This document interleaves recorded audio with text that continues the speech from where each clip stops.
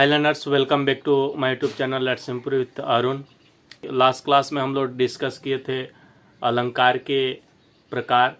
हम लोग को मिला था कि 2 प्रकार के होते हैं, हालांकि 3 प्रकार के होते हैं लेकिन 2 ही माना जाता है, 2 प्रकार के माना गया है। और 2 प्रकार में हम लोग को मिला है कि 2 प्रकार के कारक में हम लोग को मिला है कि शब्दालंकार और अर्थालंकार। 2 शब्दालंकार में मिला था कि अगर सौंदर्य को दिखाने के लिए या प्रकट करने के लिए या चमत्कार को दिखाने के लिए शब्द का व्यवहार हो या प्रयोग किया गया हो तो वहाँ जो है शब्दालंकार हो जाता है। तो शब्दालंकार को जो है 3 भागों में बांटा गया है, यानी कि शब्दालंकार के भेद जो है 3 है। इस प्रकार अनुप्रास अलंकार, यमक अलंकार और श्लेष अलंकार। तो पहला हम लोग डिस्कस करेंगे इसके बारे में, अनुप्रास अलंकार होता क्या है। तो लिखा है कि जिस वाक्य में सौंदर्य या चमत्कार होने का कारण किसी व्यंजन वर्ण की आवृत्ति हो, यानी कि उसका आना या व्यंजन वर्ण आए, आवृत्ति यानी कि आ जाना हो, वहां अनुप्रास अलंकार होता है। उदाहरण के लिए जो है दिया गया है रघुपति राघव राजा राम, और दूसरा उदाहरण मुदित महीपति मंदिर आए।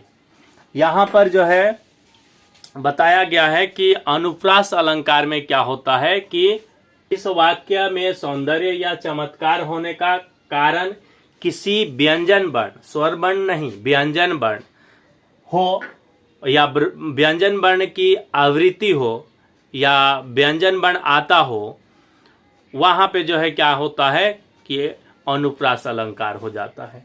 जैसे यहां देखिए उदाहरण में दिया गया है कि रघुपति राघव राजा राम, यह जो है एग्जाम्पल है। यहां पर देखिए र जो है व्यंजन है, यहां भी र है, यहां भी र है और यहां भी है, यानी कि यह जो है इसका सौंदर्य दर्शा रहा है, सब में र आ रहा है, यानी कि रघुपति राघव राजा राम, यानी कि पहला लेटर सब में र आ रहा है, यानी कि र की आवृत्ति हो रही है। तो इसको जो है क्या कहेंगे, अनुप्रास अलंकार। ठीक है। उसी प्रकार से यहाँ भी म और म मिला है, 3 जगह मिला है, यानी कि मुदित महीपति मंदिर आए, इसमें म की जो है आवृत्ति है, म की आवृत्ति है। ठीक है। तो ये जो है हो जाएगा अनुप्रास अलंकार के उदाहरण। दूसरा अलंकार है वह जो है यमक अलंकार। यमक अलंकार होता क्या है, यहाँ पर इसका परिभाषा दिया गया है कि किसी वाक्य में किसी शब्द का प्रयोग एक से अधिक बार हो और उस शब्द का अर्थ उसकी हर आवृत्ति के साथ बदल जाए।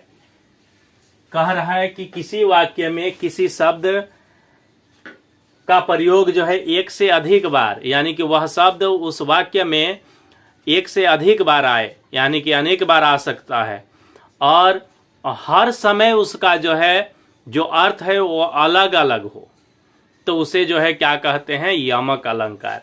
यमक यानी कि अलग अलग, मानकर चलिए कि यमक यानी कि इसमें क्या होगा कि शब्द का अर्थ जो है उसकी हर आवृत्ति में, यानी कि जगह जगह पर जो है शब्द एक ही रहेगा लेकिन अर्थ जो है अलग अलग, मीनिंग जो है अलग अलग हो जाएगा, बदल जाता है, उसे यमक अलंकार कहते हैं। उदाहरण के लिए लिखे हैं कि सजना है मुझे सजना के लिए।